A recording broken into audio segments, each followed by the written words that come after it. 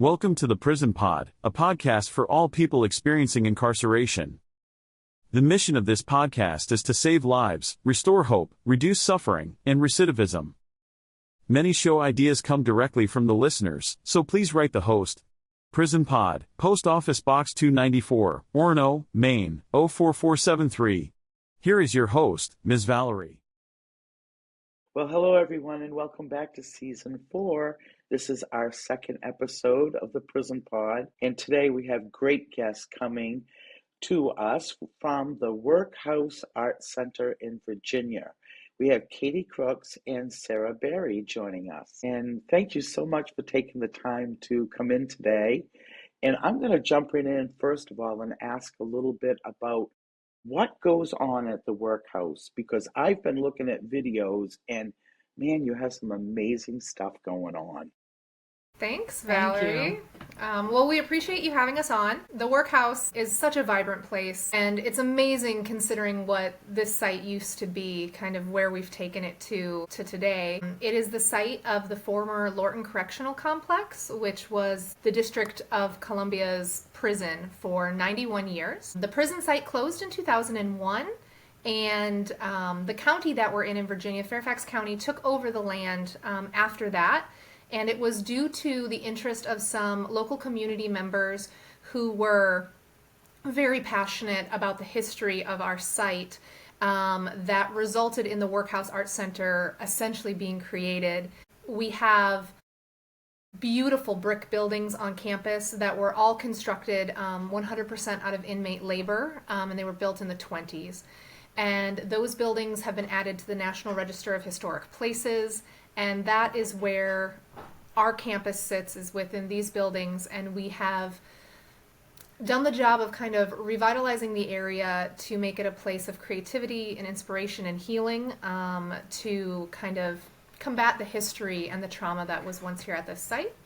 Not that we overlook it in any way. We have a museum dedicated to the 91-year history of the site, and we call forth our history in a lot of what we do here. As far as the Art Center goes, we represent over 70 artists, many of whom have studios on our campus and are creating art and selling art here daily. We have a thriving performing arts department, an education department. We do classes, hundreds of classes every quarter. And Sarah, who leads our exhibition program, brings in outside exhibitions like the one you wanted us to talk about today, and we rotate through those. Gosh, Sarah, how many do you do a year? Somewhere between 25 and 30 exhibitions a year in our 3 fine arts galleries in our visitor center in Building W16. And those are fine arts exhibitions mostly by artists not with studios on campus. So we're bringing in international, national, regional, and local artists to show their work here and expand the types of art that we can show and the types of stories that we're able to tell. And it's a real pleasure to be able to have our Prison Reimagined show in our Vulcan Gallery now.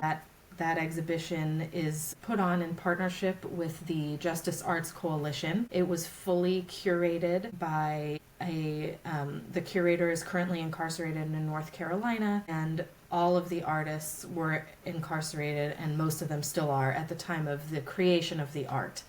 The very few people who have collaborated on this exhibition are actually outside. So have you had any prison art exhibits like this at the Workhouse Arts before? I think in our history, we definitely have. We've partnered with the Justice Arts Coalition in the past to do other exhibitions like this, and I say like because not exactly the same. To have an exhibit that was curated by someone incarcerated and then all of the art coming from incarcerated individuals, this was an absolute first for us and quite possibly could be a first for the country. We'd have to do a bit of research to find out if anyone else has tried doing this before. The first being that the curator is also incarcerated. There are certainly exhibitions around the country where the artists are incarcerated, but to have the whole thing, the call for art came from the call for art, the jurors, the whole process happened behind the wall. And he's also a writer, right? Caddell Kivett is the curator, that's correct. He is a journalist, and he's been wonderful to work with. He had this idea that the artwork should be presidential portraits so that people can make their discernments about what the leadership impact is on the carceral system and on criminal justice, and also so that the leaders can take a look at themselves in that context. And I want to give his name one more time because I spoke over you, and it was Caddell Kivett, correct? Caddellkivett, and that information can all be found on the Prison Reimagined link on our website, which I will. It's at workhousearts.org/ hold on, I'm trying to read the whole link. Prison, I don't know if there's a hyphen, Prison Reimagined. If you look on our website, you'll find it there. So now the exhibit opened on January 18th. What is the response been from the public coming in? That's an awesome question. I was really excited to include 2 community input walls in this exhibition, and one of them has a sticker. You can answer 3 questions, whether you agree, disagree, or feel neutral on the subject. And there are a lot of stickers on the wall. People are absorbing the show and weighing in as to whether or not they think arts have an impact, in a beneficial impact in our justice system, as to whether or not they think the justice system in this country is doing what it needs to do. And the other community input wall asks our attendees whether or not they have been affected by the criminal justice system. And this was a really important one to include because there are more yeses than I think people were expecting to see. And in this case, people are dropping a marble into a jar to give their answer. So people coming in later will see who has seen the show before them and the impact of the criminal justice system on people who are visiting our site now, as opposed to the people who made the art. I love the idea of both of those, and that's something that would be powerful to take a photo of for the artist to be able to see. And I want to mention that I do know some of the artists that have pieces in there, so I was quite excited to find out that Kirsten Angel and Lucas Rash both had a piece in there, and also Kyle Triplett did a writing. Mm-hmm. Could you tell me a little bit about the writing exhibit? We have everything from something that was printed on a printer on good cardstock to handwritten on, pretty flimsy notebook paper, and everything in between. Some of it is poetry, some of it is more prosaic. It's all reflections from these people and what their situation is now and how they got there, and sometimes they're reflecting on the past, sometimes they're thinking about the future. Not all of them are political. I mean, of course, when you're reading something by somebody on death row or just incarcerated and they're waiting for their time to be up, that can definitely be political, but it's very personal. It's really, some of the reflections are really quite beautiful. There's a lot of hope, there's a lot of lament, there's a lot of dread. It's very human, and it's a great addition to the art. I really hope that people will stand there and take the time to read the writing that we did receive. Some of it, got ripped out of a notebook, and the ripped edge is still there, and it's installed just like that. And I think it's really powerful too. I think it's really powerful too because it's a lot of people, you don't get to hear the voice and the words of these people when they become incarcerated. Many times they're forgotten, and we don't think of them as human beings or contributing members of society anymore. They're kind of set off as being other, and we're not often thinking that they're really even aware of what's happening outside of prison, what the political climate is, and are they even smart enough to understand, kind of these laws that are impacting them. And they absolutely are. The artwork is thought-provoking, whether it's written or visual, and it's really started a number of conversations here at the Workhouse. Some people questioning some of the stuff that's in here, and it's allowing us to bring these conversations to the forefront and be like, these individuals, each of their circumstances is specific to them, just like, our human conditions on the outside are specific to us. And I think it's been so great to start these conversations specifically on our site. Like, we used to be a prison. We used to hold people in the same way that these people are being held. And so to give them that voice here, I think is very powerful. And that's one part of the exhibition I've really enjoyed. That was the point that I was going to make, the fact that it was a former prison and there's something like this there. And you made such an important statement about the voices that aren't heard. The conversations come up because I am an advocate to have art materials in the prisons. A lot of them don't have access to it. They're writing and drawing on paper bags or scraps of paper that they can find. So the idea that this is a public forum and so many lives are touched by incarceration and we never talk about it. I mean, the first thing that most parents say is, don't tell anyone daddy's in prison, and that stigma. And I think by showing art and writing by people that are inside shows our humanness and our likeness to the people that are there instead of our differences. And Absolutely. I really applaud what you're doing because um, Virginia is a good place to be doing this. Mhm. I think that race must come up also at some point. As we know, that a lot of our facilities are filled with people of color. And I'm really, really proud of what you're doing there. Do you have any Thank questions for you. So me? are we. It's really hard when the world is so full of great art to show. Not all art kind of pushes the boundary of what showing this art can do. And so many places, for a whole variety of reasons, wouldn't or cannot show this type of art. And I feel extremely lucky that because of our history and because of the support from our CEO and board members, that these stories are not only essential to who we are, but essential to the larger picture, and we get to do that here, and that we're able to bridge the gap between who Lorton was. The prison closed 24 years ago. 2026 will be the 25th anniversary of the prison's closure, and who we have been for the last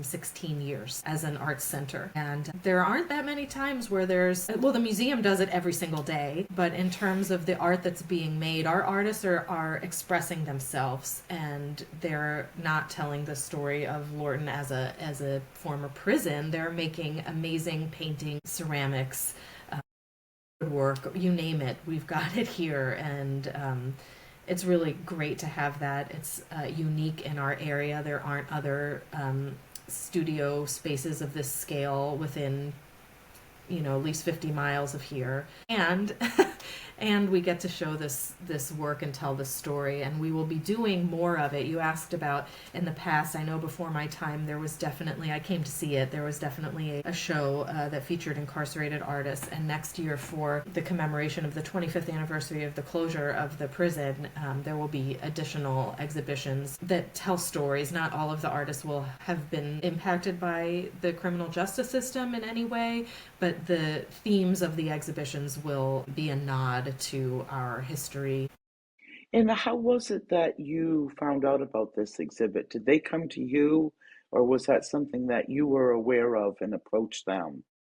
Yeah, so I saw an article. NPR covered the first iteration of this exhibit when it was at President Lincoln's cottage. That was the first venue. And so at that iteration, the curator, he goes by Monty. That's what I call him. Monty was really aware of the fact that it would be leadership in America in President Lincoln's cottage, where President Lincoln was drafting different documents and speeches pertaining to the Civil War and the abolishment of slavery. And so that was kind of the thought process in mind, and they installed the art and the poetry all over the cottage. And when I heard about the exhibition, I found out about it within its last week, and so it was a priority visit for me, and it was about this time last year, and I went and I saw it and was extremely moved. So then I talked to the folks at President Lincoln's cottage. They connected me with the folks at the Justice Arts Coalition, and then Sarah and I began the process of bringing it to our site, because while it is in the DMV, the area surrounding the District of Columbia, we're geographically close, but our audiences are quite different because we're 20 miles or 20 minutes or whatever outside of DC. So we definitely get a different audience than the folks in the middle of the district. So we thought we should bring this again. Let's wait a year. Maybe we can have it correspond with the inauguration. At that point in time, when we were planning, we didn't even know who was going to be on the ticket. Yeah, it was before the primaries, it was before everything. We knew it would be good timing regardless of the outcome. Yeah, so then we talked to Justice Arts Coalition, and they talked to Monty. He loved the idea and started brainstorming, how do we make this exhibit now change a little bit for the workhouse? Because now it's not a conversation with this site that was so impactful to slavery, because I know you brought up the comment about how people of color are disproportionately represented in prisons. So that was a huge important part of it then. And not to say that it's not now. Lorton was over 95% black inmates when it closed. So we are vastly aware of how systematic failures have definitely impacted the population of those people who were housed at our site. But we wanted to have the conversation of it being more, okay, this was a prison, and how did leadership impact the justice system in general in America. So a little bit of a shift from its original intent, but it still, I think, works seamlessly in our space. And that's kind of how it came to fruition. And we've been fortunate enough to, even through communication barriers, to have several conversations with Monty, as well as some of the other folks at the Justice Arts Coalition, so that we could make everything happen. Thank goodness for the internet. We could send him attics and floor plans and photographs. And so he provided an entire layout of what he wanted this show to look like, even though he couldn't even be here. So when I was, it was really, I wanted everybody to really understand that, like, I could just install it, that my input could be zero or all the way. Sometimes artists just bring the art and I hang the show, and in this case the groupings were told to me which pieces needed to be together, and that I decided, sort of based on visual impact, where those pieces can go. There's a lot of good information as well, not only the art, but there's some good research that's been done on some laws that have had impact in recent years. Just more on the layout. There were some pieces that we were asked to show alone, which in a gallery where you have a long wall, it's kind of an interesting ask, how do you make these things stand out? And some pieces have descriptions provided by the artist. I'm talking about the visual art here, not the written works that we've received, but some of them came with a description, and you can kind of get a glimpse into the process or the thinking of the artist. And in some cases we just have a piece where there's no description at all, so you can make up your own mind based on what you see. I really like the idea that you let the curator have a say in how it's set up, because sometimes the way art is presented, it tells a story in itself. Yes. And, only the ones who did it know what that is. I mean, they can tell us. That's exactly it. They're, intimately aware of what the collection as a whole looks like and the stories that can be told by what goes with what. And we're mixing written word with visual art. And so the placement of which written word pieces would go with which art pieces, is a natural fit that I not be the one deciding. Have you had any high school classes come through and do a tour of the exhibit?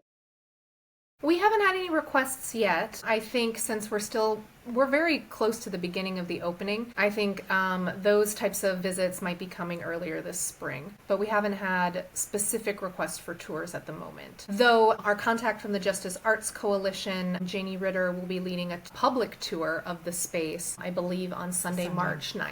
And will there be any photos of the exhibit or anything virtual online once the exhibit is complete? I believe the Justice Arts Coalition does have all of the images online from the first iteration of the exhibition. So you can go to their website. They have a tab for exhibitions, and you can see a lot of the artwork there. And we are going to be presenting on social media. A few of the pieces are on our website, and then we will on social media be adding more as time goes on. There's the first in a series of portraits with the description went up yesterday. I will put links to all of this on the YouTube channel when I put it up, and they'll also have access inside. And I wasn't sure if I had told you that this will actually be going into the prisons. So prisons across the country will be able to hear about this. And I really like the idea that they're going to be able to see that it is possible for their voices to be heard. I also have a little thing I want to throw in about our rights to art. A lot of people say, well, they don't have any right to show their art out of prison. But I feel that we on the outside have a lot to learn by that art that is by oppressed people, and that it's our right to be able to view that. So I think that's kind of has two sides to that. Well, it's very much part of free speech. But I would also say, although it hasn't been codified, that art is a human right and that the health of a culture and a society can be very much judged on how the art is treated and how accessible art is to everybody. When you go into a city and there's public art everywhere and the museums are free, it's just different. And in the United States, we don't do such a hot job at making art accessible for everybody. We're very spoiled here in the Washington area. All of the federal museums are free to enter for everybody, whether they, came in for a vacation or they're working around the corner and run in during their lunch break to catch something. People can enjoy art for free in the District of Columbia at the Smithsonian Museums, and the Workhouse Arts Center is free as well. I think it's rare these days. Some museums are charging $20 a head. So when you're talking about people who have experienced oppression, I don't know a single family of four who's going to drop $80 to $100 just to get into a museum. That doesn't include meals. The kids are going to see things in the gift shop they want to buy, and it makes it impossible to engage with art. And I don't think that is a sign of a healthy culture. I really like that you brought that up because, as you know, they're going to start charging to see the Mona Lisa separately. And that's one of those things that, if the whole situation of if it's not available to everybody, we're doing a huge disservice to the people. Well, and something else I want to mention, because we do a variety of different initiatives here, and a new pilot program that we've just started. We're calling it Freedom Through the Arts. And this pilot program is specifically for people impacted by the justice system. And this program is this spring. We're piloting it. We're hoping it's successful and we can make it a mainstay here at the Workhouse. But we're prepared to offer free arts classes to people who are returned citizens, as well as we're going to have some family workshops too for the families who have been impacted by the justice system. And so definitely put information about that in your show notes so that any listeners, if they're on the outside, they can take advantage of that if they're in the Northern Virginia area. We even have the ability to offer some travel subsidies because we understand that reliable transportation might greatly impact folks from taking advantage of this kind of thing. But we are trying more and more to recognize the community that, was once impacted by our site.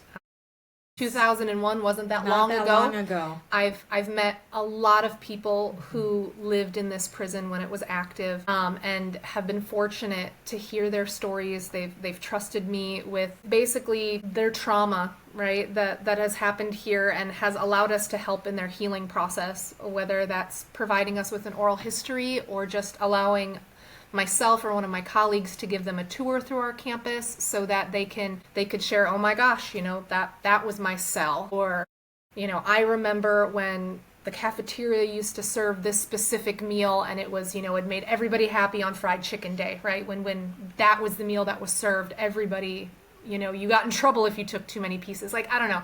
It's just to be able to hear those real human experiences from them and to hopefully provide, a sense of calm and peace. I recognize not everyone that was incarcerated here will want to come back, but for those who find healing in that, to see that we've made this a place of creation and inspiration, and, that we're trying to heal as a community here is a big part of what we're doing. Yeah, I had a man come in who brought his teenage son, and he was giving him a tour. This is where my bunk used to be. This is where somebody tried to stab me in the shoulder. This is where, and I, felt like a bit of a fly on the wall, but it was clear that he was also sending a message to his son that outside is better than inside, and kind of giving him a, this was my experience and you don't want to do this. And I felt very lucky that I happened to see them while they were walking around and just walked over and said, "Hey, how you doing? Let me know if you have any questions," as we do when we see people wandering around campus. One time, actually, it was with you. We saw a guy, we were just chatting outside on a lovely day. We decided to take our meeting outside. We have a beautiful quad surrounded by these brick archways that even just calling it beautiful for me is sometimes hard, because we know that the prisoners built their own prison, which is psychologically really heavy to absorb. And yet the space really is it's beautiful. The brick arches are lovely, especially on a warm day. And there was a man walking around with a crystal bowl doing some sound healing. And I sort of looked at him and thought, man, I bet he was here. And he was in his zone and doing his sound healing. And I just smiled and said hi and left it at that.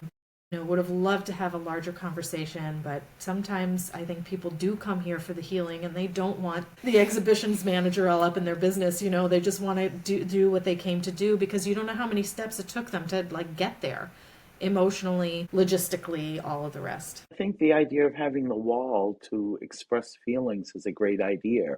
So maybe that's something that you might continue in the future anyways for people that visit there. And the other thing I like is that you said that you're going to do art with the families, because a lot of times people don't realize when someone goes to prison, it affects everybody. It's not just the person who goes to the prison. And the families do that time right along with their loved one.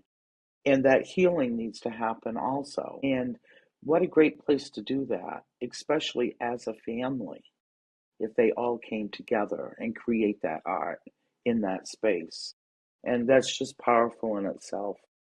Absolutely. And part of our history, when the Lorton Correctional Complex was an active prison, something it was known for was its family days. This was something that is very unique, I think, to our site, because everyone who was incarcerated here came from the District of Columbia. We have records. There's 4 zip codes in DC very specifically that the majority of people came from. So there was a bus that would stop in a couple spots in DC, and it would just bring people down to the prison.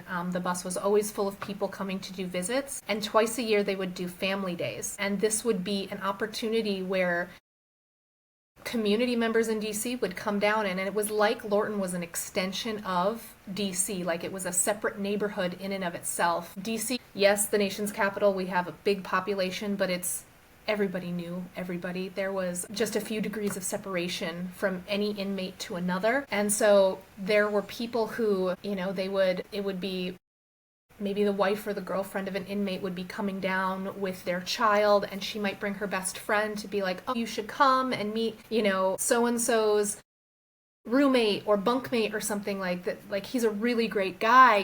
Lorton didn't have the stigma that other prisons did, because it was like an extension of the community here. And so to be able to create things for families, I think, is really important, because even when we were an active prison, that was happening. And that was actually one of the huge kind of arguments on the other side when they were getting ready to close the prison, because it was woefully underfunded, extremely over capacity, and no one in DC wanted to raise the taxes to fix the prison. And the local community members didn't want to have a prison in their backyard anymore. But there was kind of 2 groups that were like, no, we should keep the prison open. One were the family members, because they were so worried about their loved ones being sent all over the country, because that's what happens now. That's what happened, yeah.